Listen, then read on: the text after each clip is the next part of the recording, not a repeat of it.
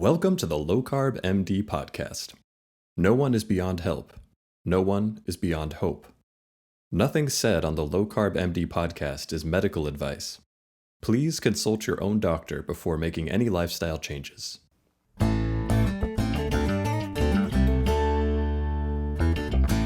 Hello and welcome back to the Low Carb MD Podcast. Tro, we're reunited and we have a great guest.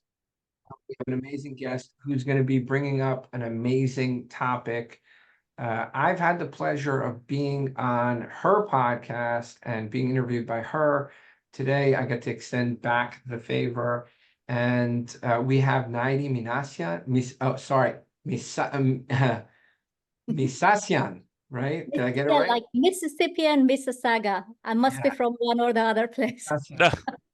So besides being one of my tribes people, I have to give a quick thank you for coming on with such short notice. And I have to give another thank you to our health coach, Vic Basmajian, who reached out and he's like, I can get her on this Friday. And he made it happen. So I just really appreciate you coming on. I appreciate you, Vic, who's here in the audience. And Brian, of course, I appreciate you. And I've said that over the years, so I can't leave you out. But Nayiri, I am so happy to have you here. It's long overdue, to be honest, it's long overdue. And I cannot wait to talk about your own journey. And like you said before we hit record, the forgotten people, the type 1 diabetics who really struggle. And I don't think people realize that. How much they do struggle. Well, first of all, thank you for inviting me. It really is such an honor. I've admired both of you for so long, and to be here is really an honor for me. So thank you so much for inviting me. Okay, so I do want to talk about obviously how I manage my type 1 diabetes, and I want to emphasize my diabetes because it is mine and mine alone. And that is just an important message. I just wanted to focus on the word my, because I don't know if you remember, Troy, you were there, but Brian, you may have been there too in Boca just a few months ago in January. Dr. Ian Lake did 2 presentations. So right at the beginning of one of his presentations, he had a screen and he gave the number, I think the global number of type 1 diabetics, and it was like several millions. He said there are this many millions of type 1s around the world, and there are millions of ways of managing type 1 diabetes. And I thought I could have stood up. No one else was as passionate hearing that message, but I could have stood up and just clapped for hours for just that simple sentence, because this is what it comes down to. I think in the last few years, we're definitely hearing, more and more people say, yes, but everything is down to your microbiome. So, if carnivore works for you, it's fine. But if you want to eat a plant here and there, that's fine too. People are realizing that perhaps we don't all need to be to breathe the same sort of amount of oxygen and to go to the bathroom same number of times and, eat exactly the same macros and live exactly the same life, around the world. So, but I think I want that to also translate into type 1 diabetes, because the way I manage my type 1 diabetes, I coach people. A lot of my clients are type 1s. They all do what works for them, and they all do what suits them best. And more importantly, they all do what they can, or the best that they can, given the tools they have. Some don't have CGMs. How am I going to tell that person, hey, go on an extended fast? Like, are you serious? I don't want to take that risk. I can't do it. Some don't have unlimited access to even the glucose, the finger prick testing, right? So they get given, 30 for the month. How can I tell that person, you must measure pre-meal, after meal, 1 hour, 2 hours? He'll run out of test strips. And so there are different ways of managing it. So I think, I really hope that within the type 1 community, eventually we can have more unity than division. And we can have more compassion than judgment and criticism. And we can just understand that people genuinely do want to do the best that they can, given their circumstances and given the tools that they can access.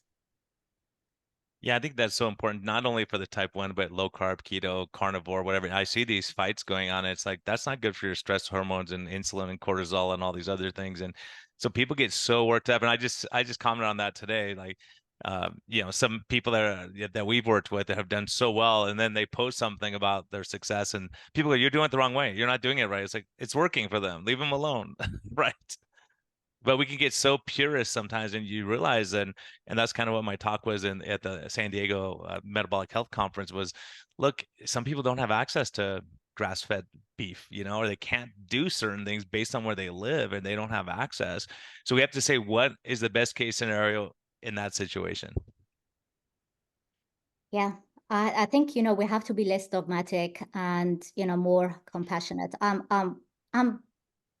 That's what drives me. I mean, every day that I meet someone who's not paying me because they're not capable, because if they pay me, they won't be able to buy their insulin for their type 1 teenage son, for example, or, they won't be able to buy the eggs that I'm just recommending. You must eat animal proteins. And of course, they can't afford meat, but they can afford eggs. But if they pay me, they won't be able to buy their family eggs. So every day I work with people who totally humble me, makes my work worthwhile for me. It's what drives me. I think I want to stay here on this topic of the forgotten people, the people you're talking about, because and maybe we can shift talking about your own sort of introducing yourself and your journey. But you brought up the topic. We see so many people not in third world countries, right here in the United States, in the UK, who can't afford many can afford a pump. It's an amazing tool, right? Many cannot, right? And many cannot afford the insulin, or the companies, their distributor companies ran out of the insulin, or ran out of the pump parts, or ran out of CGMs, or delayed getting it to them. And I think many people who have never dealt with this population, the type 1 population, and just for anybody who's listening who doesn't know what type 1 is, type 1 is an autoimmune condition that destroys the pancreas, right? And the pancreas does not make enough insulin, and requires insulin. There are some advances in the field. There's some new antibodies that delay the onset. There's some things that are coming out that are interesting, and the new pumps that can, manage this in real time. But every single way of managing this issue, this condition, has issues. But the biggest thing that I've learned about this community is the amount of anxiety that they have to deal with. Am I going to be able to get enough insulin? What is my insulin? What is my glucose level now? How am I going to treat it? Am I too low? Am I too high? The mental health issues that come with it, healthcare related mental health problems. Do I have all the, needles I need, the insulin I need? Did I get checked? Did I do that? And I think most people have very little understanding of it. And it's very easy for dogmatic people to go out and say every single, person should be using regular insulin, and every single person should be using a CGM, and every single person should get the new pumps with the tight glycemic control, keeping at an A1C of under 6, but it's easy to say, but it's not easy to live. So can you talk about that, the forgotten, you said it before, the forgotten people? Yeah, I think, okay, so there's this belief or false belief among type 1s that if they use technology, their diabetes management is going to improve. Well, that's not necessarily the case. And I used to think that too. I actually used to think that. And one of my clients, I don't want to mention the country, but one of my type 1 clients has beaten me on the A1C, having no CGM, and his A1C was 9, and now it is 5.5, and mine has been stuck. Mind you, I'm perimenopausal, but so my hormones are all over the place at the moment, but mine is stuck at 5.7. This guy did it at similar age to mine, so he's in his 50s too, and he's doing it. He's doing it using 2 types of insulin, long-acting, classic way, no pump. I use a pump. He doesn't have a pump, 2 types of insulin, and finger prick testing about 4 or 5 times a day. His A1C is 5.5, and he's not having roller coaster ups and downs, and so he's doing it.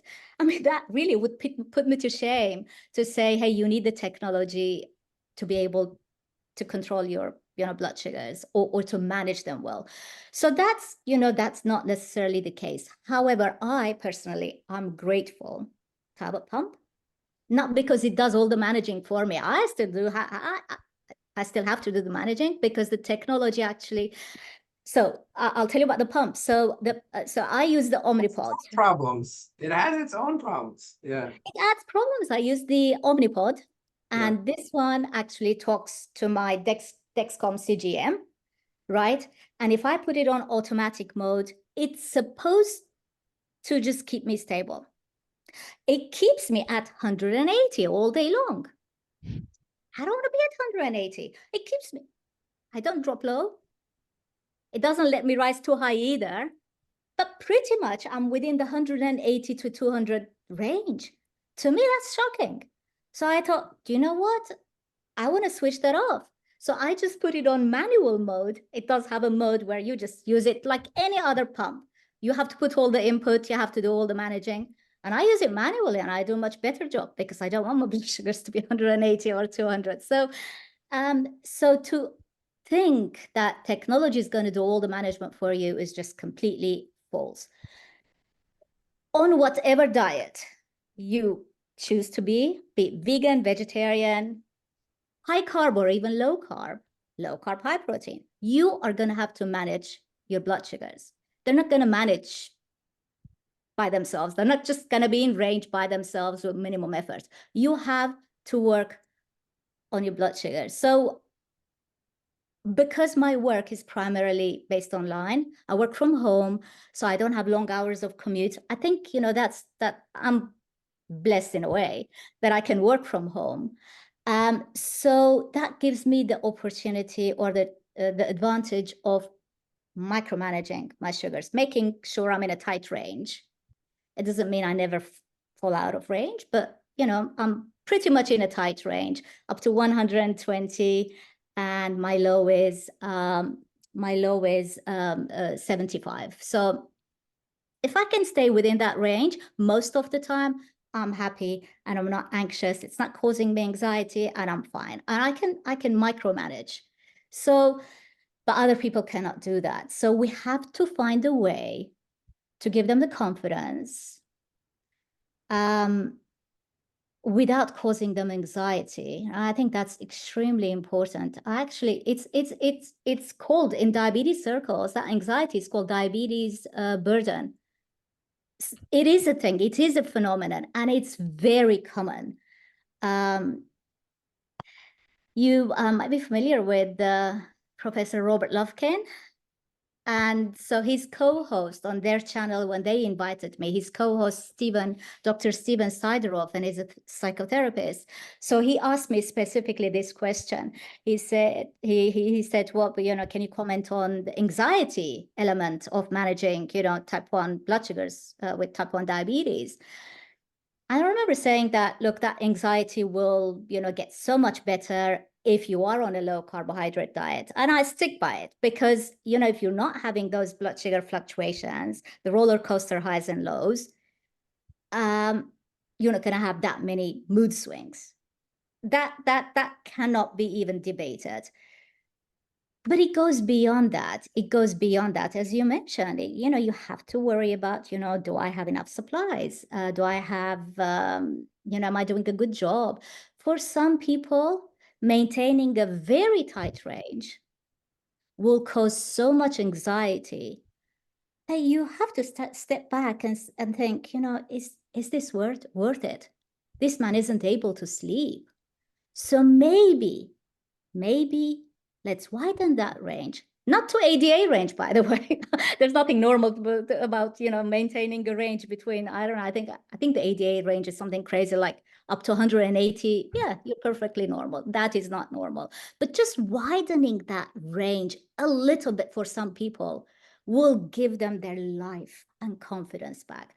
And I do that with some of my clients, and it works. Because you have to put it on the balance and think, I'm causing this. He's losing his sleep. He's even not engaging in social activities because he's worried that he might drop out of range.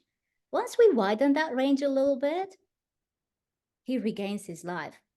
And that doesn't mean that's what he has to do for the rest of his life, but it's a good temporary measure. And then eventually, once he's confident enough, he can work on his range and he can tighten his range a little bit. It's what I'm passionate about is giving people the confidence and to be able to manage their type 1 the best way they can. Say no endocrine, no diabetes, your diabetologist isn't going to manage it on a daily basis for you. You have to know how to manage your blood sugars. You dropped. You have to understand what caused that drop. So you can maybe, it's not always possible, but you can maybe prevent it the next time. It's about noticing patterns. And I was thinking about that yesterday because when I go for a walk, 45-minute walk, and that's great, good way of burning blood sugars. In my type 1 group on Facebook, different people report, I would start dropping within 15 minutes of the walk. I don't drop. Every single time I maintain normal blood sugars for 3 hours afterwards, the arrow would show straight line. For 3 hours after, at the 3-hour mark, I crash bad. Now I know it. I know that's my pattern. During the walk, perfectly normal blood sugar. So what I've now learned to do, and that's my personal experience, is 2 hours post-exercise, even when the arrow is showing perfect numbers and straight, I know I will drop at the 3-hour mark. So 2 hours afterwards, I suspend my pump. No insulin for at least 1 hour. And that saves me from the low, from the crash, and just, so that's what works for me. But to say that everyone should be doing that would be ridiculous because everyone's experience is the same. Type 1s need to find those patterns and they need to have the confidence to address issues when they arise or to prevent them from arising. Yeah, I think that's so important. And when you talk about the anxiety, it's not only anxiety on the patient's part, but the doctors are super anxious. Type 1s, a lot of doctors are like, no, I'm not seeing you. And the other thing, we talk about the forgotten people with bipolar disorder, depression, anxiety, stress, all that. At the San Diego conference, the first day, and they had to stretch it to another lecture in the morning, was all about mental health, anxiety, stress, getting better on low carb ketogenic diets, right? And so for us as practitioners, once we realize, hey, we have another tool at our disposal that can help so that we're not all sitting around anxious and stressed and not taking care of people in need.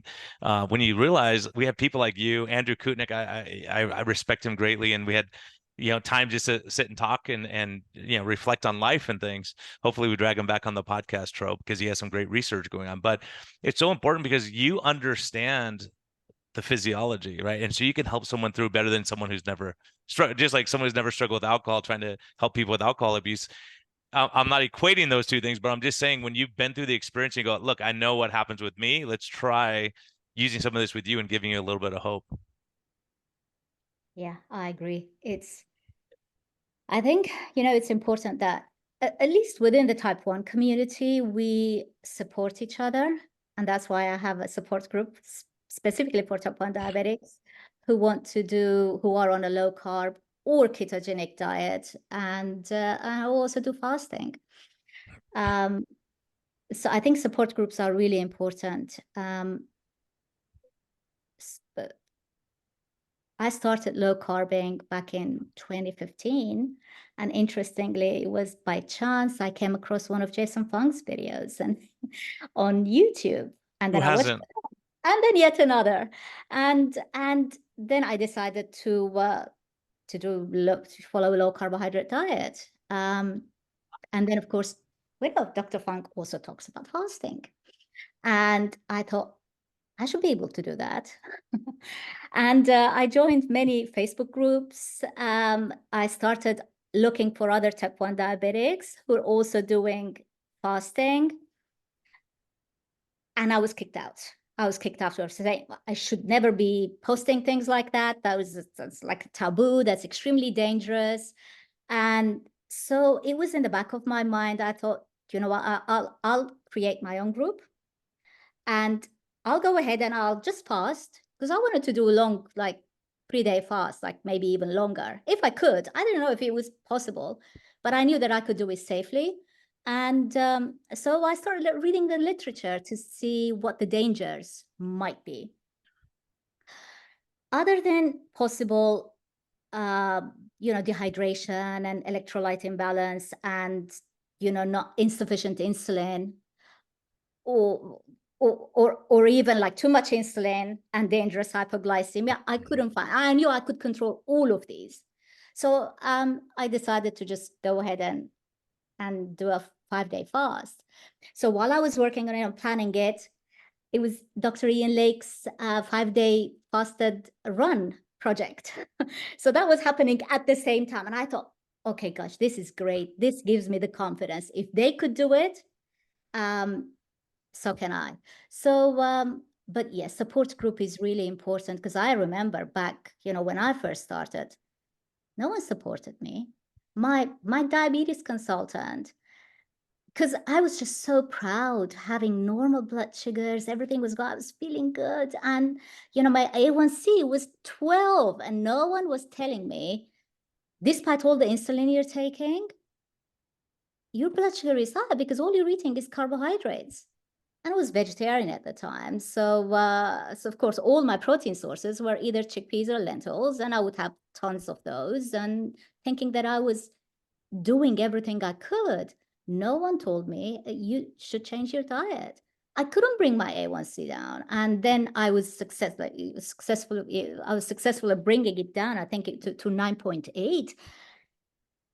I can't even believe that I was 9.8 A1C, and I was like working and walking normally. I felt horrible, but I wasn't given the tools. I wasn't given the support. So finally, when I started low carb at my annual visit to my diabetes consultant, and this was in the UK, so I mentioned thinking that she would support me. And she kind of looked at me and she said, you're still in your 40s. I was in my 40s at the time. And she said, look, you're still young. And if you're trying to ever have another baby, because I had one baby at the time already. And she said, if you're, trying to conceive, you must eat carbs. These were her words.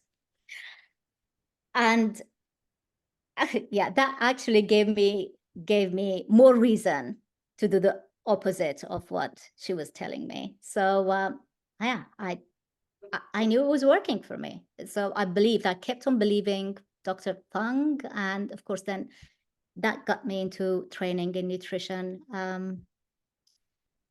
Yeah. Tell me, I'm just curious. I mean, these are all really important points, but when you did the 5-day fast, did you by any chance check your ketones during that time? And what did your sugars look like? Did you get any hypoglycemic episodes, or did you titrate down your insulin when you were doing that? This was 2, possibly 3 years ago now. I did a 90-hour fast to start with, and I documented everything. So it's on my website. It's a blog. I wrote a blog about it with all the ketone levels, because that's all I could measure, the ketones and the glucose. So I have my CGM charts in there and my ketones, and what I'm experiencing. So my blogs are quite detailed on that. And then it went so well. The 90-hour fast was so good And at that time, they were doing the 100-hour fast, which is kind of not full 5 days, but just under 5 days. So when Dr. Ian Lake did the five-day fast, then I decided, okay, so I'm gonna reach for 100. I should be able to do it. So then I challenged myself. I did a 100-hour fast. What I learned from those 2 extended fasts was that, you know, even when you're fasting, you still have to manage your blood sugars, because you are gonna have, they don't just, you see, type 1 is a beast. With a type 2 diabetic, they may just be floating at, I don't know, 72, maybe 72 for 5 days in a row. With a type 1 diabetic, you're not going to just have these perfect blood sugars, even where when you're eating nothing. You still have to manage both your background insulin, the basal insulin in pump terms, or long-acting insulin for those people who are using multiple daily injections. You still have to manage that, titrate it, obviously reduce it. And, you know, you have, the other thing is, yeah, when you have a low, take your glucose tablet, treat the low, bring your blood sugar not to extremely high levels, so that then you would require insulin to bring it back down to normal, just to bring it up to a normal level. That doesn't break your fast. You're still fasting, and just continue to fast. And if you have a high that you don't like, treat it with a tiny dose of insulin, bring it to the level that you want to stay at, and continue to fast. So correcting those blood sugar highs and lows don't break the fast. I just cannot emphasize that more.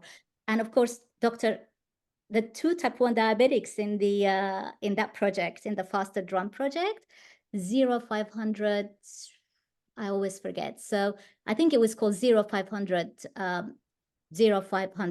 project. So two type 1s who took part, they were doing exactly that. So they were using insulin to correct the very highs, and they were using glucose whenever they dropped too low. So the other interesting thing about two of my fasts was that they were so different. You think there was a completely different person, and they were literally only months apart, but you would think they were like 2 completely different people reporting their findings. Different levels of ketones, different levels, different experiences of headache or whatever it may be, or different the levels of thirst, different blood sugars. It was like unbelievable how dissimilar they were. So this is why when I talk about fasting, at least to my group of type 1s, I tell them, don't expect 2 fasts to be the same. No 2 fasts are alike, ever. Yeah, it's super critical. And I think that we owe a huge debt of gratitude to you and the researchers that have type 1, like Dr. Kutnick. I mean, the interesting thing that I saw him posting online, I was really kind of taken aback, because the reason you're dealing with these things is when you have no insulin, you lose that glucagon break, right? And so glucagon starts releasing a bunch of sugar into the system, and it's never going to be consistent when you can't shut the brakes off, because your body's confused. So Dr. Kutnick has posted some of his when he does high intensity interval training fasted in the morning, and his sugars go crazy high, and he has to go up on his insulin before he exercises in order to mitigate. Now he has some other tricks he's doing that I can't talk about yet, but it's pretty interesting. That helps that phenomenon. But he says if he waits till after that high intensity exercise, he has to shoot 3 times as much insulin to bring the sugars back down to where he was pre-exercise. The reason I bring this up is I've taken care of a couple type 1s who were athletes in college, and the coach and the trainers would say, you have to carb load like crazy before you exercise, because you're going to get low sugars and pass out on the field, right? Without looking at the CGM at all. I loved Andrew's experiments on the exercise, and not many people are reporting these things, and people are just too sort of self-conscious. I think they don't want to share their highs and lows, and I think there are certainly some type 1s who just want to share their graph when it's perfect. It's a perfectly straight line. I know that is not the whole truth, right? That's just a six-hour interval of someone's sort of blood sugar rise, right? So that's why I appreciate Andrew. I work out fasted every single morning. So when I go to the gym, I'm lifting weights. primarily because I caused my body some damage being vegetarian for 30 years. So when I started introducing meat 3 years ago, so I just want to, prevent osteoporosis now. So protein and weightlifting are extremely important to me now. So animal-based protein. I've noticed a lot of that rise that happens during weightlifting is primarily down to the intensity, I think, to the cortisol level. Because if I go and do whatever today, and if I do exactly the same thing tomorrow, tomorrow I may not rise that much. If I add a couple of reps to each set, now I'm challenging myself more. The couple of reps difference, now my cortisol is rising higher. So even to say, hey, you always take insulin.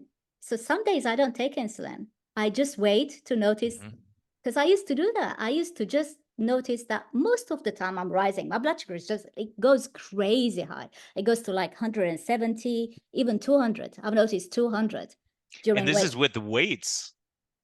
With the weights, weightlifting. Would it be different? Do you notice a difference? And this is what we were discussing. Would you notice a difference if you did HIIT training on a treadmill, or if you went sprinting and walking and like did a really intense non-weight exercise? Do you notice a difference in that? So I haven't tested HIIT training, but I know like walking, right? I mean, walking and walking, swim. You said you stay flat for I 3 stay hours flat, or so. and then I completely crash. Same for swimming.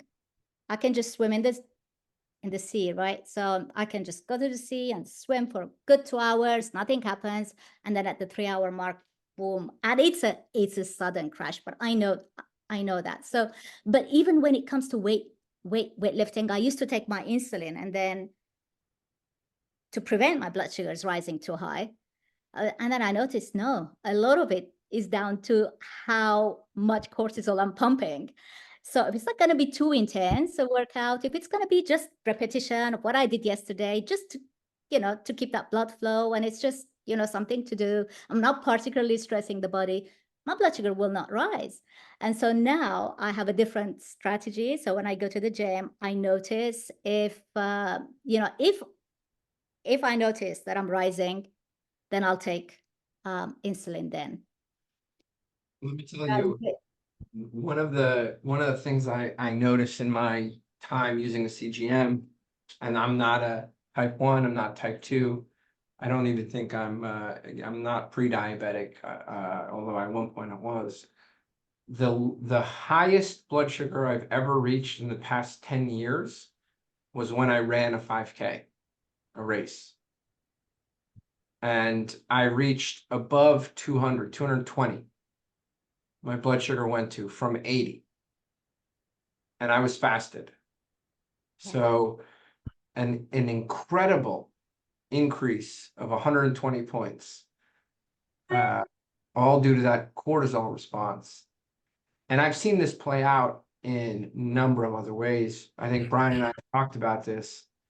I have a patient who was a trial attorney whose blood sugar would go up 100 points during his oral arguments, right? And somebody gave a presentation, If I had a CGM every time I gave a presentation, I know it goes up because I've done it I for see sure. my It goes tracker. up. Yeah, your body's taking care of you. Says, hey, if everyone hates you, you have to run out of the building. Or we get so excited and passionate about what we're doing because we're excited.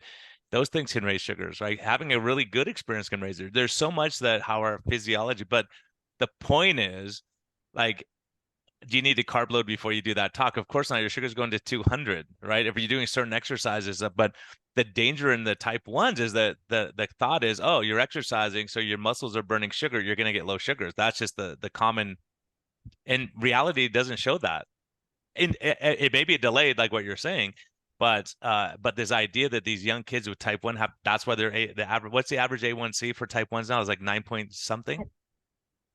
I think, well, I mean, they recommend 7. If you're at 7, that's, in their mind, that's perfect. 7%. I mean, that's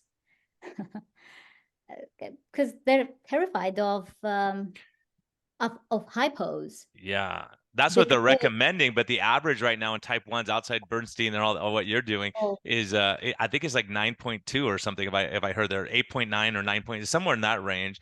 And then this type 1 grit group comes out and their average was something ridiculous like right, it was like 5.2 or something, right? yeah, yeah. It's It's a big amazing. difference. Yeah. And And I the also experts say think it's dangerous, shut that down, there's child abuse, right? there's also evidence that people who are using technology tend to have higher A1Cs. Someone presented it, I can't remember. It may have been Andrew. It may have been Andrew. So people using technology tend to have higher because they're relying on the technology to do the job for them. And technology is not designed to keep you at a really tight range. It's designed to keep you at a wide or even a higher sort of levels so that you do not go into hypoglycemia, because they're not really designed. Technology is not designed for someone who's on a lower carbohydrate diet. Yeah, and that's a huge important point because for me, I really tried to talk patients out of my experience before doing low carb and what I'm doing now. I would really, I never saw anyone well controlled on a pump. Everyone I had on a pump was in the 9 range, 8.5. I'm like, this is ridiculous. I mean, we could do better than this. But there was a huge fear of hypoglycemia, and it was so pounded into their head that they were so afraid of hypoglycemia that they would let it run, like you said, in the 180 range all the time because they're afraid that it might drop at some point. Well, let me jump in here. So you're absolutely right, Nayiri. These pumps and the technology was designed to prevent hypoglycemia when they initially came out. But there's been some interesting developments. I know you know about them too, with that whole field. No, and the closed And loop and the new technology we're having, right, yeah, where we can really, bingo, the really closed tweak loop. it. The new closed loop systems, even those started with like a target of A1C of 7. Now we can target an average blood sugar of 100. Are they capable of actually doing that? That remains to be seen. But they are getting more and more aggressive targets as time goes on. And I suspect we'll be able to, in the next 5 years, have normal blood sugars as the technology progresses. On another front, we've talked to Alison Hershidi, who's like, screw them, let's just hack it. And they have hacked their way into creating better algorithms for these closed loop systems. And it seems to be working, and so I think as technology evolves, we'll be able to get normal blood sugars for every type 1 diabetic, but there is nothing wrong with the good old fashioned regular insulin with high protein meals and long acting either in the morning or at night. There's nothing wrong with it, and you can get Let Me Be 83 is the name of that, or not for profit, because you can achieve a blood sugar in the 80s or 90s safely with a low carb diet and an injection regimen. So Well, and also, Troy, I think the other, I can't remember the darn study. I always forget it. Jason and I talked about it, but the study they did with these people that they fasted, then they shot them with a bunch of insulin, dropped their sugars down to like not. You can never get that study ever done again. But they dropped them below 26. Some of them were at 9, and they're walking around like nothing happened because their ketones were fine, right? So this fear, if you're metabolically flexible, I think that, and I would love to hear your opinion on that. That maybe you have like your sugars dropped to 50, but you still feel fine and you don't have symptoms. I think that was the George Cahill study. Cahill study. Yeah, Yeah, exactly. Thank you. I'm it's getting old. it's passive. you It's know, I don't. Please don't say that. I'm perimenopausal, so gosh, yeah. Anyway, so yeah, it's interesting because when people often talk about seizures, so and they have like really they go unconscious and they would need someone's help. I have had that experience on my carb loading or carb eating days because I didn't know any different. No one had told me there's a better way of managing your diabetes.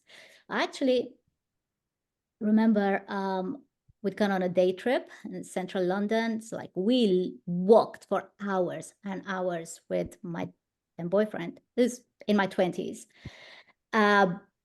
All that long walk. And of course, I didn't have glucose tabs with me, and I go nowhere without those dextrose tabs now. But I didn't have anything with me. So we went and watched the play as well. So we came out of the theater and I collapsed. And I knew it was like I was going into hypoglycemia. So I told my boyfriend, you've got to go. And it's like close to midnight. You've got to go get me sugar. So it's running from shop to shop. Eventually, he brought me sachets of sugar from McDonald's. But I remember being collapsed on the pavement, on the sidewalk, right outside the theater, and there was a bus stop right in front of me. And people were lining up at the bus stop waiting for the midnight bus. People were giving me a disgusted look. I was conscious of that. I couldn't speak. I couldn't really like get my words out.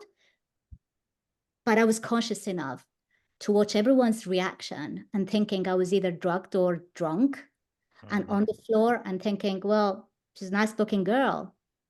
What's she done to herself, right? I was thinking, if I didn't have my boyfriend, none of these people here, they would actually witness me dying. No one would say, is there anything you need? They were actually giving me a disgusted look. So that experience, I can never forget. Wow. Yeah. Unfortunately, I have never had an experience like that again, particularly now on a low carbohydrate diet. This is the beauty of it. On a low carbohydrate diet, the aim or the goal isn't necessarily to maintain a flat line all day long and every single day, but to minimize the range of the highs and the lows so that neither the highs nor the lows are symptomatic and dangerous. And that's what I love. That's what I love about the low carbohydrate way of eating. And also micromanaging, which I am happy to do using my pump. But there are different ways of managing your insulin. And, you can use different types of insulin. I'm not using our insulin, for example. I'll tell you of our insulin. Dr. Troy, you mentioned the R insulin, I think. So in the UK, you cannot walk into a pharmacy. So insulin is such a potent drug, and it really is. It's lethal. Yeah, you could kill people for sure, right? Yeah. If you misuse insulin, you're certainly dead, especially if you're type 1 diabetic. You cannot walk into a pharmacy and buy insulin. So you need to have a prescription from your doctor, right? So I went to see my doctor. I was on a low carbohydrate diet. I was confident enough to say, I know what I'm doing. Don't interfere in my diet. Can you please give me a prescription for our insulin? And, we have different brands still available in the UK. I couldn't convince him. He wasn't convinced. He said, look, because all our supplies are covered by the NHS, our National Health Service. So my diabetes consultant told me, every year, I send them a letter to the NHS or to the local authority or local branch asking for funding specifically for you to cover your pump. And this is how much it costs them. This is how much it costs them to cover, your Dexcom, for which I'm grateful. He said, there's no way I can now write a prescription for a different kind of insulin because it's not going to go in your pump. We're already spending so much money on you. This is just something crazy, and you're doing a good job. He said, I can't see a problem in your blood sugars. I cannot justify writing you on top of everything that we're already giving you, on top of it all, to give you our insulin. I begged him. He didn't agree. So at the beginning of, almost a year ago, we came to Toronto. I'm in Toronto right now, just about to leave in a couple of weeks' time, coming your way coming to New York, Robert. Here in Toronto, you got to visit that. Definitely. We'll talk about that. But yeah, so here in Toronto, you can just walk into the pharmacy and buy any insulin without any questions that you want. I thought, this is great. I'm gonna for now, I'm gonna go and try this R insulin. So I went in and bought R insulin.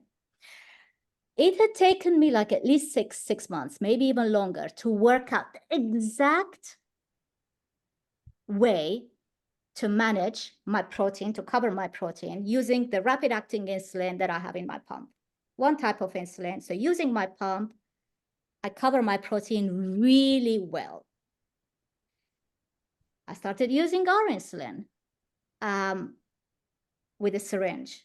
I just couldn't get it right. That still needs experimentation. So I went to Dr. Bernstein's book, and I have a Kindle version. I have the actual book.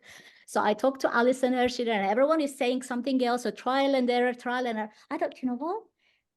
To go through a period of trial and error, what am I going to benefit? I already did all that trial and error using my pump to cover my protein. So I don't really need that. It's still sitting in the fridge. I gave up on it. The point is, there isn't just one thing that every type 1 can do, and it's going to solve all of their issues. It's like there isn't a formula. It's so funny when people talk about, oh, my carb to insulin to carb ratio. Like, you're kidding me? That's like a theory. It doesn't work in real life. In real life, you have to more or less micromanage your blood sugars, whatever you decide to eat. And if you have access to different insulins, if that's working for you, brilliant. I know many type 1s actually who use both their pump to give them the basal insulin, and then they use regular insulin to cover the proteins, and it works for them. I decided I'm doing a good job just with my pump. Mm-hmm. And I'm not the only one, by the way. So there are other people who are pump users, and they don't want manual injections as well. And they're doing a good job. So it's just, I think, my final word would be like, just do what works for you. Yeah. And what gives you the least amount of anxiety. Yeah, that's important because you say, let me try and see. If it doesn't help and it's more difficult, then forget it. Go back to what you're doing. At least now you know that you tried it and you go, okay, it's not making me any better. It might be even making me worse. And I love that we can have that. I mean, so many of these things. I mean, Tro was the first one who clued me in on this, but it makes sense when you understand the physiology. Someone brought a young female to him that was getting not type 1 diabetic, but she was getting multiple episodes of hypoglycemia, multiple episodes, and was affecting her life, panic attack, stress, and all these other factors. And so Tro goes, let's put her on a low carb diet. And they're like, you're going to take sugar away. She was getting low sugar, but it's an insulin reaction. It's a reaction to the high sugar you're eating before that. So when people tell me all the time, and we hear this, Tro, I know you hear it, is that, oh my gosh, I have to eat like snacks because if I don't, I get hypoglycemic before lunch every day. I'm like, that's a bad sign that you're eating too much sugar at breakfast. Cut down the carbs, eat some eggs or meat, and you're not going to need that extra sugar at 10 o'clock in the morning. And so Tro, we've worked, and I've worked with so many patients, like, let's cut back on the carbs and you don't have to manage you're not going to get hypoglycemic as much. And so Tro, in that case, you dropped her hypoglycemic episodes from some ridiculous amount per day to like 1, if that, right? Yeah, completely resolved. Completely resolved, yeah. Completely resolved, reactive hypoglycemia. And I know that there's data in other clinics. I've talked to Dr. Ravi, the wound doctor from Atlanta, who's seen similar case studies. He's an amazing doctor.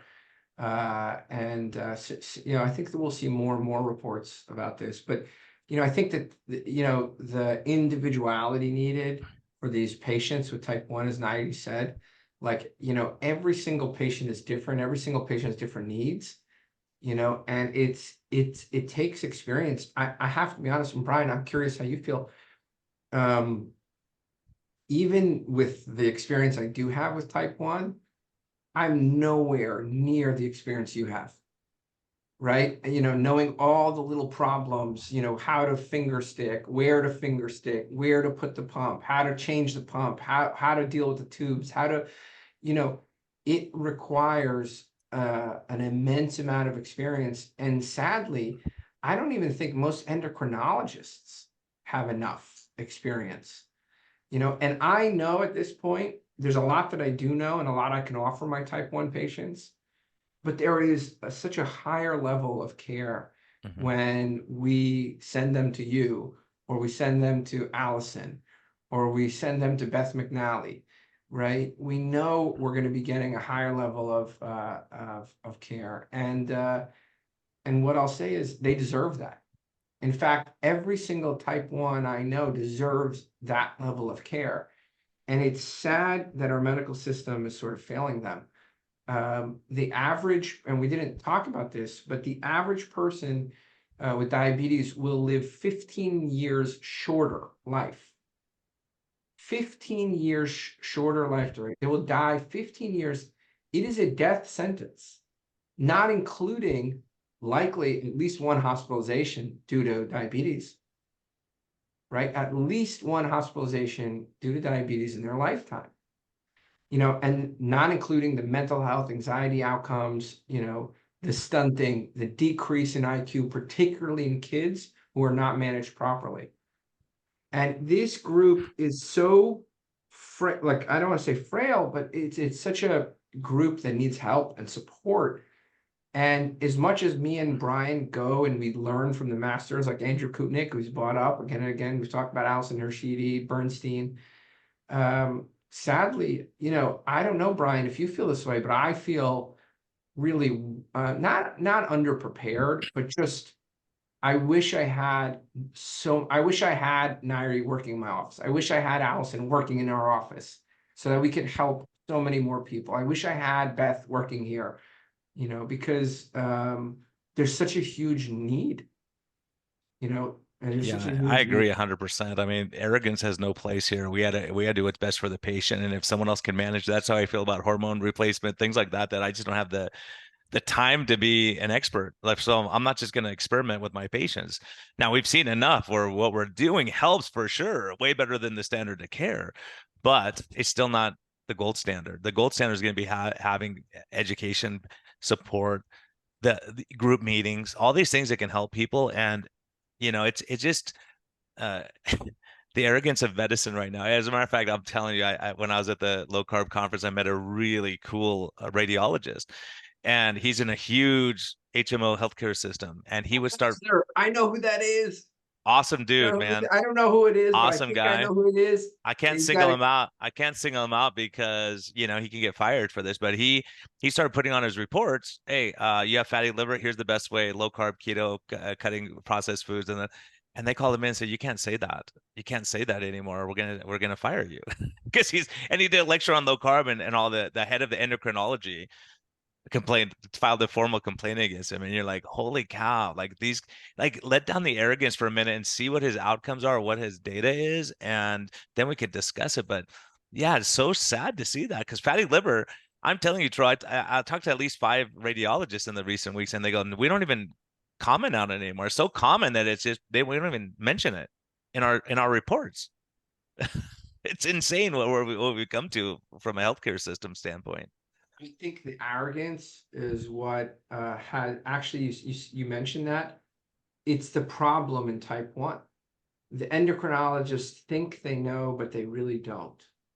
Yeah, stay in your lane, get out of my lane, stay in your lane. But your A1C of 9 is not going to be helping anyone in the long run. Yeah, the average A1C, you were right, it's in the 8s, 8.2. Mm-hmm. The average type 1 patient dies 10 to 15 years earlier. You are failing. We are failing. And I think it is only arrogance that would say, I know better. I don't know, Nayiri, how do you feel about it? You're living with the disease. And they know better than someone who's existing with the disease and managing it well, right? Yeah, unfortunately. Well, I mean, you brought up the arrogance. I would never have said it in fear of offending everyone. My brother actually is an oncologist surgeon, so I have great respect for all doctors. I don't. But I don't. that reminds me, Tro. I was at the low carb, and a very nice nutritionist said, "Can you tell Tro not to say all nutritionists and all dietitians are crazy? That would be helpful." I said, "I'll pass the word along to him." We'll have to specify who they are. But sorry, but the arrogance. Let's get back to that. So you wouldn't say that? The arrogance is absolutely there, I think, and it's damaging, because it is because of their arrogance that most diabetes specialists aren't really giving tools that work to their type 1 patients, because they want their patients to rely on them to do exactly as they have instructed. That's crazy. That is crazy. You need to teach people, give them all the tools, all the information, things that actually work so that they can go and manage their own condition. Then your job, like in my case, my diabetes consultant's job is just to write down my annual prescription and renew my pump funding. That's it. That's his job. I don't let him interfere in anything else because he doesn't understand. Yeah, and But your points are also, so important. And I mean, this is so important because, and this is what my argument was, like when people say every patient should have a continuous glucose monitor and doctors should monitor them. The problem is when they see your sugars go high, they're not going to say, why did your sugars go high? They're going to say, you need more insulin at this time. You need more insulin at this time. And they're not saying, oh, you're eating cookies every time your sugars go high. Maybe we don't do that and see what happens. Right? They don't know how to manage it. They don't know what to do with the fasting insulin. They don't know what to do with this data, so they don't want to see it. Instead of saying, teach me what this means, so I could be a better doctor. But it seems like we've lost our curiosity. definitely the curiosity is not there. I mean, one of the the things that really infuriate me is because they don't want to tell their patients, hey, if you feel the need, you can adjust your long-acting insulin. If 30 units isn't working for you, it doesn't have to be 30 for the rest of your life. It's been 30 for years. It's not working now. Or now you've changed your diet. You're more insulin sensitive. Let's reduce that. They don't want to tell their patients, you don't even need my permission. Reduce it to 28 and see how it goes. You're wearing the CGM. Just tell them. Give them that confidence. They don't do that. You know what they tell type 1 diabetics who are dropping low middle of the night because their basal units are far too high? Well, have peanut butter jelly sandwich to keep you Orange safe. juice. Reduce the insulin. Yeah. He is in reducing the insulin, but they don't want to tell them that. They don't just keep feeding the insulin. Eat to feed the insulin. Maybe that's an easier sort of advice than just to teach them how to adjust their insulin. This is it's a huge blind spot we've seen in medicine again and again. And it's unfortunate, it's the type 2 diabetics, the people with obesity, the people with epilepsy, the people with metabolic syndrome, the people with type 1 who are suffering because people with mental health Schizophrenia, issues, bipolar, all the mental health issues we see, they're suffering because of arrogance. And your story and the experience you bring to light just further emphasizes that. And it's a problem. And it's only through, one of the things the listener can take as a positive is the Society of Metabolic Health Practitioners has gotten together with 15 authors, and we've written a position statement that has been submitted. And you can all look out for that if it gets accepted on low carb diets in type 1. And it's a strong statement. Ooh, and I can't wait. And this came as a direct result of the conference in Boca that you went to. We got all the luminaries together. We sat down. We figured out what we're going to say. And now we're going to be, we put it together. We went several rounds. We came to a consensus. And I can't wait to share it, to our listeners. And I have to thank all the people who worked hard on it. And when that comes out, when that's accepted, maybe we get you back, we get a bunch of people back, and we talk about how monumentous that'll be. And as a first step, every single type 1 patient deserves a normal A1C. Every single patient with diabetes of any kind deserves a normal A1C. And no arrogant endocrinologist should ever withhold a low carbohydrate approach. It should be encouraged at the first visit. And if they don't have the resources, they need to find the resources. Enough is enough, so I can't wait. And you're going to be proud. I know you're going to be proud when you see that document. And a lot of people will be happy. And I think to see us as a community starting to work together. So that's something that foreshadows what's yet to come. hopefully on a slightly positive, It is positive. I mean, it's I jump off my seat literally when I hear about a reference to type 1 diabetes in any conference. Dr. Hampton, Tony Hampton, in San Diego one, he was presenting, he was just giving a whole list of all the different medical conditions that could benefit from a ketogenic or low carbohydrate diet. And he talked about his type 1 wife, and he mentioned type 1 diabetes. It was a very brief part of the whole presentation. But I was like sitting at home because I was watching from home. I was like jumping on my seat. Thank you, thank you. And for SMHP to have put a whole conference in San Diego dedicated to type 1, well, at least whole day dedicated to type 1 diabetes, that was amazing. Something we have not seen before. And this is why I made my way there. I actually was there in person. So we need more of that. We definitely need to not only educate. There's more coming. There's a position statement that's submitted.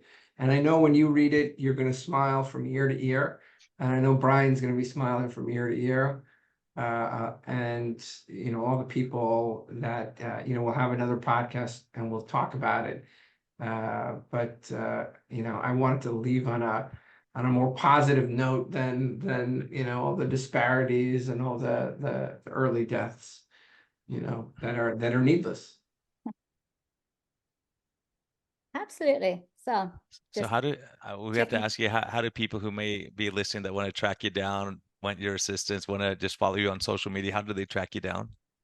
So my website is the best. It also gives you direct link to all my social media platforms. So it's Low Carb and Fasting, all one word.com. And that's where we can find the ketone data and the glucose and all that. My blogs, yes. Yeah. Can you say one more time so people, if they're driving and they have to pull over to write this down? Right. So it's Low Carb and Fasting.com. Okay. Awesome. Like it. Love it. Thank you so much, Nayiri, for coming on. Thank you. Tro, can we switch places this week? I want to end on a negative note. Yeah, go tragic ahead. note. No, but this is so important of what we're talking about. I think it's appropriate to talk about. But I was out last night enjoying my evening with my wife, and I get a text from my cousin. He said, "Yeah, my brother's on hospice. He's about we grew up together. He's 6 years older than me, maybe." And the text verbatim was like, over the last 6 months, it's been hard. He lost both of his legs, 5 fingers, went into kidney failure, severe peripheral vascular disease. This guy was drinking the joke was he would just sit there and drink a 2-liter, soda every day and eat terrible foods. And his doctors just said, "Hey, we'll shoot you with more insulin. We'll give you more drugs." And this guy's at a young age, he's never going to see his grandkids. He's never going to experience life. I mean, as you get older and you want to have this health. So that's a type 2 diabetic. Type 1s are way more at risk, if we don't manage it right. So it's frustrating because, I think about it, Tro, like what we do and the reason we get so frustrated and passionate about it is because I know darn well what his endocrinologist was telling him. "Hey, do whatever I don't want to be the bad guy. Eat whatever you want, and I'll just shoot you with insulin, and I'll give you some statin drug, and you'll live forever." It's like, well, that's not true, right?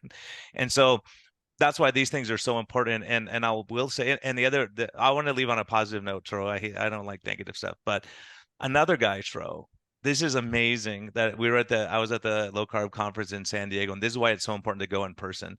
There was a guy, they were talking about mental health, bipolar disorder. I have a family history of mental illness, so it hits me hard. And so this guy, you don't know where he's at in his journey, and it turns out he lost 80 pounds, put his type 1 bipolar into remission. He's doing great and all that stuff. And so he asked a question and mentioned this in passing. And so the next morning I saw him, I said, "Hey, I want to introduce myself. I thank you so much for what you did." And he said, "Can I give you a hug?" I'm like, "Yeah." He goes, "You guys saved my life, you and Tro." Right. And I said, "Why is that?" He said, "I was hopeless, laying in bed, suicidal, miserable, morbidly obese. And I happened to turn on Low Carb MD podcast and I listened. And you interviewed someone who came from where I was at, and it gave me hope." And then he got on his own health journey. He reached out to people with mental health stuff, and he's a fantastic, nice guy. And you go, man, that we can have a small part. And the reason I bring this up also is our Patreon supporters. We appreciate you. We thank you. Tro and I were just talking about it. We were in the slump, and now we're starting to see a little uptick. So I don't have a call from Tro at the end of the year depressing, saying, "Brian, you owe me money for whatever." Sending that check is could you imagine how I feel sending Tro a check? Like we have to even up. But, thank you. Thank you, because we're doing something here, and we're trying to stay away from corporate interests and, looking biased at all. And we've been doing this for what 7 years, Tro? Yeah, And stuff we we're on our said. 7th year. We're going to be on our 7th year we started talking more than 6 years ago now, and we were in our 7th year starting now. And I have to echo, Brian, what you're saying. Thank you to the people who've stepped up in the last, couple of months and donated. We are commercial free, we are interest free, and we need more help, and we appreciate it. We so much appreciate it. Me and Brian, we've calculated over $100,000 in sponsorship we've said no to. So we need help to make sure this is an interest-free podcast. So, and Troy just revamped our website. So we talked about this more. We're going to put a search engine. So if you have family members struggling with depression, anxiety, whatever it may be, the episode, type in that doctor's name, right? If you're type 1, type in this episode. So we want to make it that way. It just costs money to do that. So anything we have in surplus at the end of the year, if that ever happens, we will donate to charity like we always have. We'll donate to, or revamp the podcast, maybe make things nicer and get better sound, whatever it is, right?